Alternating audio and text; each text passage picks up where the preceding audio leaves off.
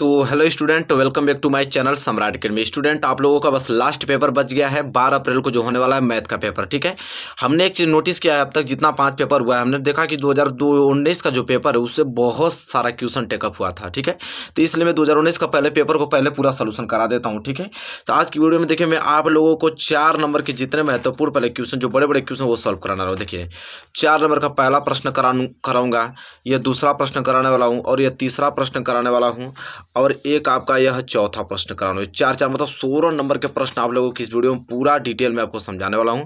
पहला प्रश्न देख पा रहे हैं, बहुत ज़्यादा इंपॉर्टेंट है और ये हमेशा पूछा जाता है, इस बार भी आपको देखने को जरूर मिलेगा कि एक नाव की शांत जल में जो चाल है वो 15 किलोमीटर प्रति घंटा है और नाव जो है धारा की दिशा में 30 किलोमीटर जाने में तथा धारा के विपरीत दिशा में 30 किमी वापस लौटने में कुल 4 घंटा 30 मिनट में पूर्ण करता है। तो धारा की चाल ज्ञात कीजिए। ठीक है, हालांकि हमने क्वेश्चन यहाँ पे सब कुछ लिख रखा है अच्छे से, तीनों क्वेश्चन, चारों क्वेश्चन जो हमने आज की वीडियो में डिस्कस करने वाला हूँ।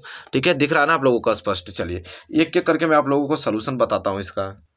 देखिए प्रश्न क्या बोल रहा है, यहाँ पे लिखा हूँ मैं कि एक नाव की शांत जल में जो चाल है, शांत जल में किसकी चाल? नाव की चाल 15 किलोमीटर प्रति घंटा है और नाव जो है धारा की दिशा में 30 किलोमीटर प्रति किमी जाने में तथा धारा की विपरीत दिशा में 30 किलोमीटर वापस लौटने में 4 घंटा 30 मिनट का समय लेती है। तो धारा की चाल पूछ रहा है। ठीक है, कि धारा की चाल क्या होगी। तो सबसे पहले धारा की चाल पूछा है तो उसी को मानेंगे हम। लिखेंगे कि माना धारा की चाल। प्रश्न बहुत ज़्यादा इंपॉर्टेंट है, आराम समझिएगा। माना धारा की चाल, तो जो चीज़ हमको मालूम नहीं था उसको मानना पड़ता है ना। तो धारा की चाल हमको मालूम नहीं तो मान लेंगे कि x किलोमीटर प्रति घंटा है। भाई माना धारा की चाल कितना हमने मान लिया? x किलोमीटर प्रति घंटा मान लिया। ठीक है, इसलिए अब धारा की दिशा में नाव की चाल, इसलिए धारा की दिशा में नाव की चाल, इसका मतलब ये होता है कि जिस साइड आपका धारा बह रहा है उसी साइड आपका नाव भी चल रहा है, तो उस समय चाल क्या होगी? तो धारा की दिशा में जो नाव की चाल होगी तो दोनों चालें जुड़ जाती हैं। जब जिस साइड आपका धारा बह रहा है उसी साइड आपका नाव भी जा रहा है तो दोनों चालें जुड़ जाती हैं। तो देखिए यहाँ पे सबको मालूम है कि नाव की चाल तो 15 किलोमीटर प्रति घंटा दिया है, तो ये 15 किलोमीटर प्रति घंटा और प्लस धारा की चाल कितना है? x किलोमीटर प्रति घंटा, ये दोनों जुड़ जाएगा तो हो जाएगा 15 प्लस x किलोमीटर प्रति घंटा हो जाएगा धारा की दिशा में नाव की चाल। ठीक है, अब हम क्या ज्ञात करेंगे यहाँ पे कि तथा विपरीत दिशा में, अब लिखेंगे तथा धारा की विपरीत दिशा में नाव की चाल, धारा की विपरीत दिशा में, धारा की विपरीत दिशा में नाव की चाल क्या हो जाएगा? तो देखिए कह रहा है कि धारा की विपरीत दिशा में, धारा इस साइड बह रही है और नाव इस साइड आ रहा है, तो धारा की विपरीत दिशा में जो नाव की चाल होगा तो दोनों चालें आपस में घट जाएंगी। मतलब ये हो जाएगा 15 माइनस x किलोमीटर प्रति घंटा हो जाएगा। ठीक है, यहाँ तक चीज़ आपने नोटिस कर लिया। चलिए इसके बाद कह रहा है कि नाव जो है वो 30 किलोमीटर धारा की विपरीत दिशा में जाकर और वापस धारा की विपरीत दिशा में आकर पुनः कितना समय लग रहा है उसको? 4 घंटे 30 मिनट का टोटल समय लग रहा है। ठीक है, तो देखिए यहाँ पे अगर हम समय की बात करें कि धारा की दिशा में नाव की चाल जब जा रही थी तो इतना चाल उसकी है। ठीक है, और दूरी आपको मालूम है कितना दूरी? 30 किलोमीटर जाने में 30 किलोमीटर आने में समय लग रहा है इसको। तो दोनों को अलग अलग समय निकालेंगे। पहले निकालेंगे समय कि धारा की दिशा में जब नाव चल रही है तो उस समय कितना लग रहा है उसको। तो लिखेंगे कि पहले केस के लिए ये आपका पहला केस है, ये आपका दूसरा केस है। तब पहले केस के लिए हम लोग लिख रहे हैं समय, तो समय बराबर क्या होता है आपका? दूरी बटे क्या होता है? चाल, दूरी बटे चाल। और इसके लिए भी समय अगर निकालें तो इसके फार्मूला भी यही होगा, समय बराबर दूरी बटे क्या होगा? चाल होगा। तो अब देखिए समय, अगर मैं समय की बात करूं कि कितना समय लगा, तो समय लगेगा कब? जब धारा की दिशा में ना, तब धारा जिधर बह रही थी उसी तरह नाव भी चला था, कितना समय लग रहा था। तो दूरी कितना है? तो दूरी आपका तो 30 किलोमीटर रहने वाला है। चाल, तो देखिए धारा की दिशा में नाव की चाल कितना है आपका? 15 और प्लस x, तो मतलब इतना घंटा लगेगा कब? जब जिधर धारा बह रही है उसी साइड नाव जा रहा है तो उसमें टोटल समय 30 किलोमीटर कवर करने में इतना समय लग रहा है उसको। और धारा की विपरीत दिशा में उसको कितना समय लग रहा है?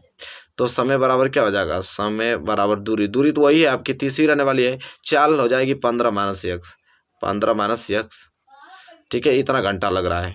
ठीक है, अब देखिए ये तो जिधर जा रही है नाव उस साइड जाने में इतना समय लग रहा है, या विपरीत दिशा में आने में समय लग रहा है, लेकिन वहाँ पे हमको सवाल में दिया है कि टोटल समय लग रहा है यहाँ पे 4 घंटा 30 मिनट, तो इन दोनों की योग के बराबर होगा 4 घंटा 30 मिनट। ठीक है, तो यहाँ पर लिखेंगे इसलिए 30/15 माइनस एक्स ये वाला चाल, और ये जुड़ जाएगा ये वाला चाल 30 + 15 + एक्स, ये दोनों समय जो है दोनों समय जुड़कर टोटल समय के बराबर हो जाएगा। टोटल समय कितना है, 4/1/2 होगा, क्योंकि देखिए यहाँ पे दिया है 4 घंटे 30 मिनट, तो यहाँ पे मैं लिख देता हूँ 4 घंटे 30 मिनट को अगर मैं घंटा में चेंज करूँगा तो 60 का भाग देना पड़ेगा, तो 30 से कम 30, 30 दूनी के 60, दोनों जुड़ूंगा तो 4/1/2 ही तो आएगा घंटा में, तो मैं डायरेक्ट यहाँ पर लिख दिया हूँ इतना घंटा लगने वाला है। ठीक है, अब यहाँ पे एलसीएम क्या हो जाएगा आपका 15 माइनस एक्स, और ये हो जाएगा 15 + एक्स, तब 15 माइनस एक्स से 15 माइनस एक्स कैंसिल, बच गया 15 + एक्स, इसका गुणा 30 में होगा तो क्या हो जाएगा, जब 30 को गुणा किस में करेंगे हम लोग 15 में, तो हालांकि पहले गुणा में लिख लेते हैं इस तरह, इसको कैसे लिखेंगे 30 × 15 + एक्स, फिर बीच में प्लस 15 + एक्स ये कैंसिल, लिखेंगे 30 × 15 माइनस एक्स बराबर 2 चौको 8 1 9/2, यही तो होगा। तब यहाँ पे ऐसा है कि 30 इसमें भी 30 इसमें 30 कामा ले लेते हैं, 30 कामा ले लेंगे तो बच जाएगा ऊपर आपका 15 + एक्स, और प्लस क्या बच जाएगा 15 माइनस एक्स, और बटे में बच जाएगा आपका ये आपका a माइनस बी है, और ये आपका a + b है। तब फार्मूला क्या होता है a माइनस बी, और a + b का फार्मूला होता है a² - b², ये तो होता है, तो a² हमारा 15 है, तो हो जाएगा 15 का स्क्वायर मतलब 225, और माइनस x का स्क्वायर मतलब x²। ठीक है, अब बराबर क्या हो जाएगा 9/2 हो जाएगा। ठीक है, यहाँ तक समझ में आ गया आप लोगों को। चलिए अब आगे करना हम लोगों को क्या है कि इसे हल कर लेते हैं, तो हो जाएगा 30, अब देखिए माइनस एक्स + एक्स कैंसिल, तो 15 क्या हो जाएगा 30 बटे क्या हो जाएगा 225, और माइनस x², फिर कोष्टक बंद बराबर क्या हो जाएगा 9/2 हो जाएगा। अब क्या करेंगे यहाँ पे हल, तो गुणा हो जाएगा तो कितना हो जाएगा 3 तो लिखे 900 बटे के क्या हो जाएगा 225, और माइनस के x² बराबर 9 बटे क्या हो जाएगा 2 हो जाएगा। इसके बाद क्या हल करेंगे, मैं आप करता हूँ, तो ये गुणा कर लेते हैं, इसका गुणा इसमें, इसका गुणा इसमें, इसका गुणा इसमें होगा, तो 9 × 5 = 45, हाथ से लेगा 4, 9 दूनी क्या 18, 4 22 को 2 हाथ से लगा 2, 9 दूनी क्या 18, 18 2 कितना हो जाएगा 20, 2000 कितना हो जाएगा 25। ठीक है, तो 2025 अब माइनस के 9x², अब बराबर क्या हो जाएगा 9 दूनी क्या 1800 हो जाएगा। अभी हो जाएगा 2025 और प्लस 1800 इधर आएगा तो -1800, बराबर हो जाएगा 9x²। अब यहाँ से घटा देते हैं, क्या हो जाएगा 5, और यहाँ पे 2, 18 4 22, कितना हो जाएगा 225, क्योंकि 20 में से 18 जाएगा तो कितना बच जाएगा आपका 2 बच जाएगा, बराबर 9x²। अब ऐसा है कि अब इसको काट दें तो कितना हो जाएगा 9 दूनी क्या 18, 9 5 45, 25 बार में कट जाएगा x²। मतलब इसको मैं ऐसे भी तो लिख सकता हूँ x² बराबर क्या लिख दूंगा 25, तो x बराबर यह वर्ग उधर जाएगा तो वर्गमूल में करड़ी में 25 आ जाएगा। ठीक है, तो x बराबर क्या आ जाएगा +-5 आ जाएगा। ठीक है, इसलिए यहाँ पे धारा की चाल हमको बुझाना है, तो धारा की चाल को हमने x माना था, तो x की वैल्यू तो प्राप्ति हो गया, तो धारा की चाल क्या हो जाएगा 5 किलोमीटर प्रति घंटा है, ये हो जाएगा राइट आंसर। ये क्वेश्चन बहुत ज़्यादा इंपॉर्टेंट है, सेम इसी पैटर्न पे लगने वाला है, पूरा का पूरा समझ में आ गया होगा मेरे प्यारे विद्यार्थियों अच्छे तरीके से आप लोगों को। ठीक है, चलिए ये क्वेश्चन क्लियर हो गया ना, तो दूसरा क्वेश्चन देख लेते हैं। दूसरा क्वेश्चन बहुत ज़्यादा इंपॉर्टेंट है, चलिए उसको देखते हैं। चलिए देखिए दूसरा प्रश्न क्या है, दूसरा है इसी से दूसरा लिया गया है, ये वाला 7 मीटर ऊंचे भवन के शिखर का एक टावर कवर। ठीक है, तो ये लिखा हूँ मैं क्वेश्चन यहाँ पे कि 7 मीटर ऊंचे भवन के शिखर से एक केबल टावर के शिखर का उन्नयन कोण 60 अंश है, और इसके पाद का अनुमान कोण जो है 45 अंश है, तो टावर की ऊंचाई ज्ञात कीजिए, ये पूछ रहा है। देखिए पहले इस प्रकार के सवाल को जिस प्रकार बोलता है पहले डायग्राम बनाना पड़ता है। ठीक है, 7 मीटर ऊंचे भवन, देखिए सबसे पहले मैं आप लोग बताता हूँ 7 मीटर ऊंचा भवन है। पहले देखिए कोई भी भवन या कोई भी मीनार खड़ा होगा तो धरती पे ही खड़ा होगा, ये आपका भूमि है। 7 मीटर ऊंचा भवन, ये आपका भवन है, क्या है भवन, जो कि कितना मीटर है 7 मीटर है, 7 मीटर ऊंचा भवन है। अब 7 मीटर ऊंचे भवन के शिखर से एक केबल टावर, तो एक केबल टावर तो थोड़ा बड़ा होता है, ये केबल टावर लगा देता हूँ, ये आपका केबल टावर है। तो केबल टावर का शिखर, ये आपका शिखर केबल टावर का शिखर हो गया। तो कह रहा 7 मीटर ऊंचे भवन के शिखर से एक केबल टावर के शिखर का उन्नयन कोण, उन्नयन कोण मतलब ये वाला, जब नीचे से ऊपर देखते हैं, ये आपका क्षैतिज रेखा हो गया और इनके बीच जो कोण बनता है उन्नयन कोण, उन्नयन कोण कितना है आपका 60 अंश है। फिर कह रहा है वहीं से इसके केबल टावर के पाद का अवनमन कोण, अवनमन कोण जो ऊपर से नीचे देखते हैं, तो देखिए ऊपर से मैं नीचे देख रहा हूँ, तो अवनमन कोण कितना है, तो अवनमन कोण देखिए क्षैतिज रेखा और ये दृष्टि रेखा के बीच बनता है, तो अवनमन कोण कितना है 45 अंश है, ये 45 अंश हो गया। ठीक है, तो टावर की ऊंचाई ज्ञात कीजिए, टावर की पूरी ऊंचाई ज्ञात करना है। ठीक है, चलिए नामकरण रख देते हैं, इसको ए मान लेता हूँ, ये आपका बी हो गया, ये आपका सी हो गया, इसे डी मान लेते हैं, ये ई मान लेते हैं, कुछ भी आप मान सकते हैं। ठीक है, अब देखिए मेरे प्यारे विद्यार्थियों, टावर की ऊंचाई मतलब यहाँ से पूछ रहा है, ये पूरी की पूरी यहाँ तक की ऊंचाई पूछ रहा है हमसे, क्योंकि यही तो आपका केबल टावर है, इसी की ऊंचाई पूछ रहा है। तो हालांकि देखिए अगर ये 7 मीटर है, तो ये भी आपका क्या होगा 7 मीटर, क्योंकि ये क्षैतिज रेखा है, ये दोनों बराबर होगा। मतलब आप कह सकते हैं कि सी डी जो है वो बराबर है किसके, बी ई के बराबर है, और दोनों कितना है 7 मीटर है, दोनों क्या है 7 मीटर है। तो ये भी 7 मीटर, तो ये भी 7 मीटर। ठीक है, अब देखिए हालांकि करना क्या है, सबसे पहले मैं ये छोटा वाला त्रिभुज लेता हूँ, क्योंकि हमको पहले पूरा का पूरा ये निकालना है ना। तो पहले हम लोग छोटा वाला लेंगे, यह वाला त्रिभुज किस में है, तो त्रिभुज आपके बी ई सी में। ठीक है, लिखेंगे त्रिभुज बी ई सी में। तो बी ई सी में क्या, एक आपका लंब दे ही रखा है, आपका आधार निकालना है, तो लंब बटे आधार किस में आता है, टेन थीटा में। तो लिखेंगे टेन थीटा बराबर क्या होता है, लंब बटे आधार। तो लिखेंगे टेन थीटा की जगह क्या है, ये छोटा त्रिभुज में 45 अंश है, तो लिखेंगे 45 अंश बराबर लंब आपका क्या है बी ई, लंब आपका है बी ई, और आधार क्या आपका सी ई, आधार क्या है सी। तो ये हो जाएगा आपका टेन 45 अंश बराबर बी ई का वैल्यू कितना है 7 मीटर, और सी ई तो हमको निकालना है सी ई। तो टेन 45 अंश का क्या मान होता है 1, तो 1 बराबर क्या हो जाएगा 7 मीटर, और बराबर क्या हो जाएगा सी ई। तो सी ई को यहाँ ले चल जाइए, तो सी बराबर क्या आ जाएगा 7 मीटर, और यह आ जाएगा नीचे इसके जगह पे, तो 7/1, तो सी बराबर क्या आ जाएगा 7 मीटर। मतलब कि सी ई का वैल्यू भी कितना आ गया 7 मीटर, मतलब ये भी पोर्शन आपका क्या हो गया 7 मीटर हो गया। जब यह हो गया तब यह वाला त्रिभुज लगा लेंगे ए ई सी में, त्रिभुज किस में ए ई सी में। ठीक है, तो लिखेंगे त्रिभुज किस में ए ई सी में। अब ए सी में क्या ये वाला दूरी निकालना है, तो लंब और आधार, क्योंकि आधार दिया है लंब निकालना है, तो फिर वही टेन थीटा। तो टेन थीटा बराबर क्या होता है लंब बटे आधार। तो लिखेंगे टेन थीटा बराबर लंब कितना आपका ए ई, और आधार क्या है आपका सी ई, आधार क्या है सी। तो लिखेंगे टेन थीटा की जगह क्या लिखेंगे, इस वाले त्रिभुज में 60 अंश है, तो 60 अंश बराबर ए का वैल्यू हमको ज्ञात करना है, और सी का वैल्यू 7 दे रखा है।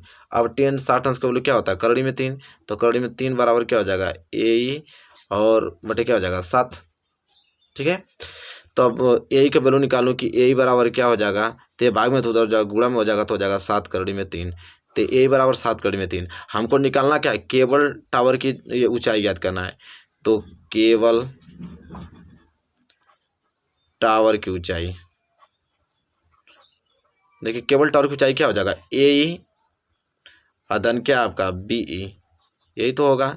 तो ए का वैल्यू निकल ही गया यहाँ पे 7 करड़ी में 3, और बी का वैल्यू निकल गया था 7। ठीक है, तो यहाँ पे आप हालांकि क्या लेंगे आप 7, इसमें भी है 7, 7 काम लीजिए, 7 काम लेंगे तो बच जाएगा आपका कड़ी में 3, और 7 निकल गया तो बच गया 1, मतलब कि 7 और कड़ी में 3 प्लस 1, यह क्या हो जाएगा आपका इतना मीटर केबल टावर की ऊंचाई हो जाएगा। ठीक है, तो प्रश्न बहुत ज़्यादा इंपॉर्टेंट है, देख पा रहे हैं, और ये प्रश्न जरूर देखने को आपको मिलेगा, और आराम से इन क्वेश्चनों को सॉल्व कर लीजिएगा।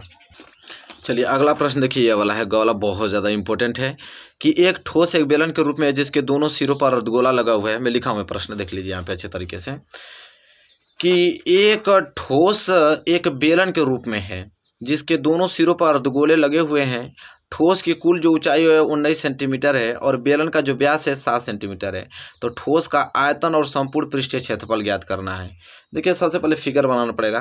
पहले कह रहा है कि एक ठोस एक बेलन के रूप में जिसके दोनों सिरों पर अर्धगोला लगा हुआ है। पहले देखिए बेलन बनता कैसे है,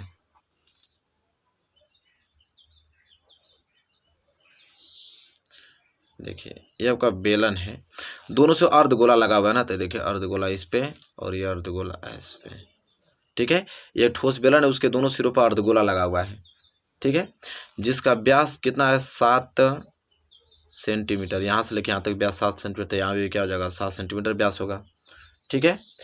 और इसकी ऊंचाई पूरी की पूरी यहाँ तक की ऊंचाई, पूरी की टोटल ऊंचाई कितना दिया है आपका 19, कितना दिया है 19 सेंटीमीटर, पूरी ऊंचाई 19 सेंटीमीटर है, ठीक है। दो निकालना है, दो चीज़, एक तो ठोस का पूरा ठोस का आयतन और पूरा का पूरा संपूर्ण पृष्ठीय क्षेत्रफल ज्ञात करना है इस फिगर का। तो देखिए सबसे पहले करेंगे क्या, जो चीज़ दिया उसको लिखेंगे। देखिए बेलन का व्यास दिया है 7 मीटर, लिखेंगे। अगर हमें बेलन का व्यास मालूम है कि बेलन का व्यास अगर 7 सेंटीमीटर दिया हुआ है, तो क्या हम त्रिज्या ज्ञात कर सकते हैं? बिल्कुल। त्रिज्या क्या होता है, व्यास क्या दी था 7/2, त्रिज्या क्या हो जाएगा 7/2 सेंटीमीटर, इसकी क्या निकल जाएगी यहाँ से त्रिज्या निकल जाएगी, ठीक है। तो अर्धगोले की त्रिज्या क्या हो गई यहाँ तक, और ये अर्धगोले की त्रिज्या भी क्या 7/2 हो गया, तो लिखेंगे इसलिए अर्धगोले की त्रिज्या, लिखेंगे आराम से, अर्धगोले की त्रिज्या क्या हो जाएगी इसकी, अर्धगोले की त्रिज्या हो जाएगी 7/2 सेंटीमीटर हो जाएगी, ठीक है। और ठोस की ऊंचाई जो जो दिया उसको लिखते चलिए, पूरा क्लियर हो जाएगा। ठोस की जो ऊंचाई है वो 19 सेंटीमीटर है, कितना 19 सेंटीमीटर, पूरा कितना है 19 सेंटीमीटर है, ठीक है। तो इसलिए बेलन की ऊंचाई क्या होगी, सिर्फ यहाँ से लेके यहाँ तक की बात करें तो बेलन की ऊंचाई क्या होगा, तो देखिए बेलन की ऊंचाई हो जाएगा कि पूरे के पूरे 19 में से हमें यहाँ तक की ऊंचाई और ये वाले अर्धगोले की ऊंचाई हमें क्या करना पड़ेगा, माइनस करना पड़ेगा, ठीक है। तो अर्धगोले की त्रिज्या क्या है 7/2, और एक अर्धगोला 2 अर्धगोला है तो 2 का गुणा कर देंगे, तो 19 में से इसको घटा देंगे तो 2 से 2 कैंसिल, मतलब 19 में से 7 सेंटीमीटर घटा देंगे तो खुद मालूम चल जाएगा।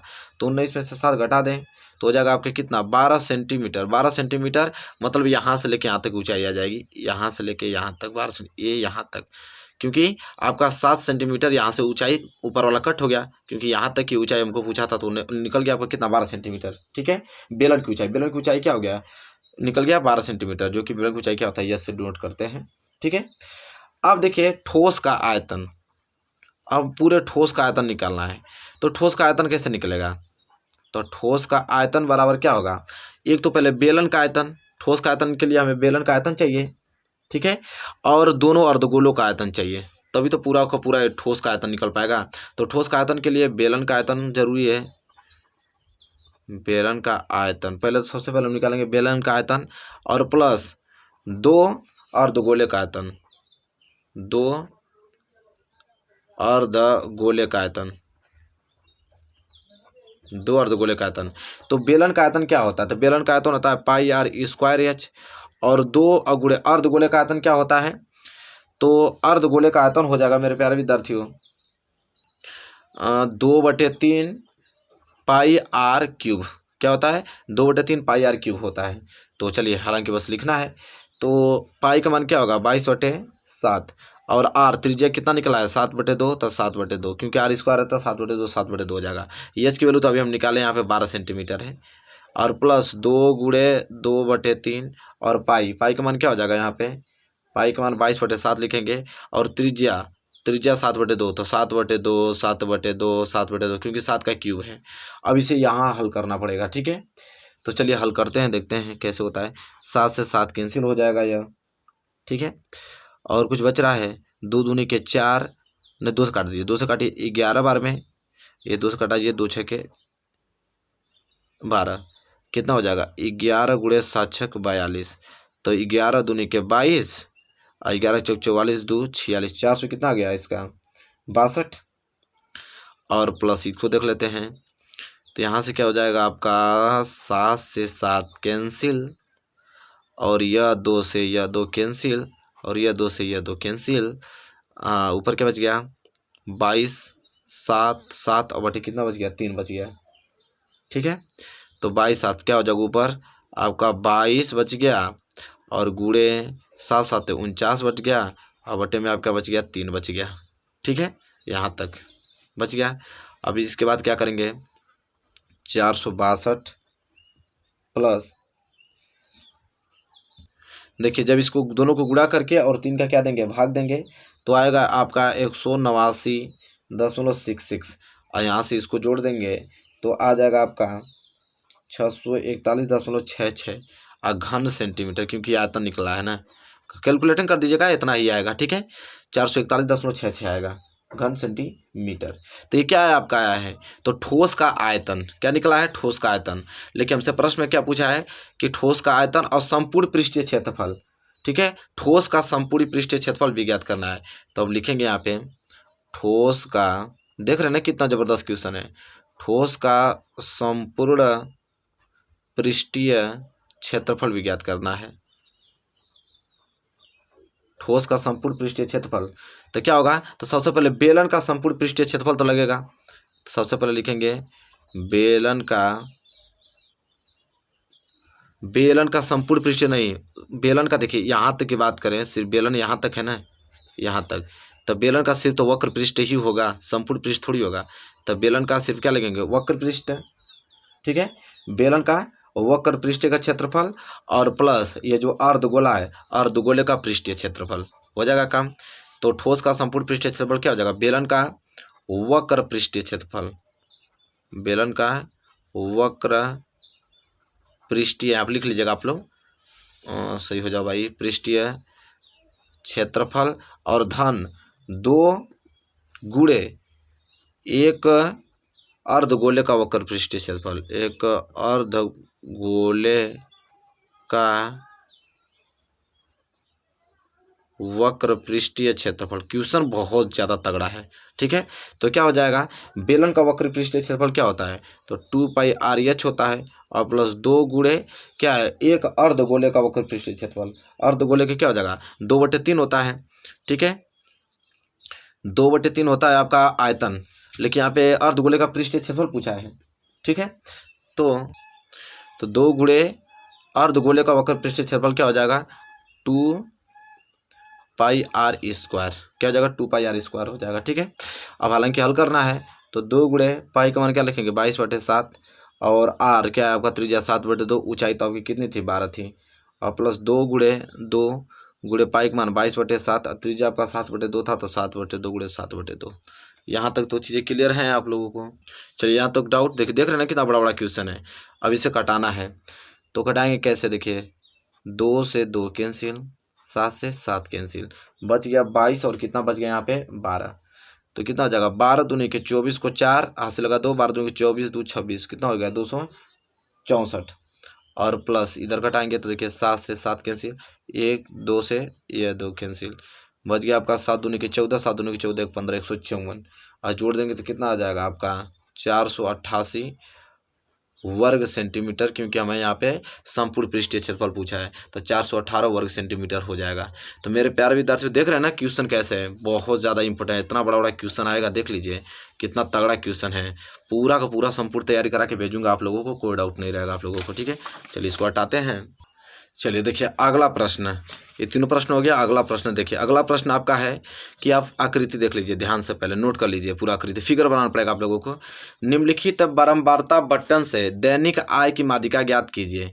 देखिए दैनिक आय रुपये में दिया है कि 100 से 150 के श्रमिकों की संख्या 6 है, 150 से 200 से श्रमिकों की संख्या 3 है, और दैनिक आय जिनकी 200 से 250 है उनमें श्रमिकों की संख्या 5 है, और जिनकी दैनिक आय 250 से लेकर 300 है उनकी श्रमिकों की संख्या 20 है, और जिनकी आय जो 300 से 350 है उनकी श्रमिकों की संख्या 10 है। तो हमें माध्यिका ज्ञात करना है, आय की माध्यिका ज्ञात करना है। देखिए सबसे पहले मेरे प्यारे विद्यार्थियों, सबसे पहले आप इसको नोट कर लीजिए, इसके बाद बताता हूँ कैसे हल होगा। देखिए फेयर पे सबसे पहले क्या करेंगे हम, देखिए इसके सलूशन के लिए सबसे पहले आपको कॉलम बनाना पड़ेगा। एक आपका कॉलम रहेगा दैनिक आय का, कॉलम क्या रहेगा आपका, दैनिक आय, जो कि किस में दिया था, रुपये में दिया था। और एक कॉलम रहेगा आपका श्रमिकों की संख्या, श्रमिकों की संख्या का, श्रमिकों की संख्या को हम एफ से डिनोट करते हैं, स्मॉल एफ से। और एक आपका कॉलम बनेगा संचयी बारंबारता का, संचयी बारंबारता, संचयी बारंबारता को हम सी एफ से डिनोट करते हैं, संचयी बारंबारता को। पहले मैं छोटा कर दूं, पूरा दिख रहा ना आप लोगों को। तो एक कॉलम दैनिक आय, दूसरा का श्रमिकों की संख्या, तीसरा आपका संचयी बारंबारता का, ठीक है। माध्यिका ज्ञात करने को बोला इसमें। तो सबसे पहले दैनिक आय देख लेते हैं, दिखा देता हूँ। 100 से 150, फिर 150 से 200, 200 से 250, 200 250 से 300, 300 से 350, यहाँ लिख रहा हूँ मैं, ठीक है, नोट कीजिएगा अच्छे से। 100 से 150 था, इसके बाद क्या था 150 से 200 से था, फिर 200 से 250 था, फिर 250 से लेके क्या था 300 था, फिर 300 लेके क्या था आपका 350। ये तो दैनिक आय था।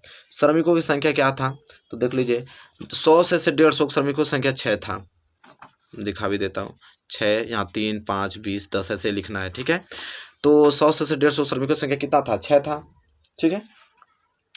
और 150 से 200 श्रमिकों की संख्या कितना था 3, 200 से 250 श्रमिक संख्या 5, 250 से 300 क्या था 20 था, और 300 350 अब श्रमिकों की संख्या 30 था, ठीक है।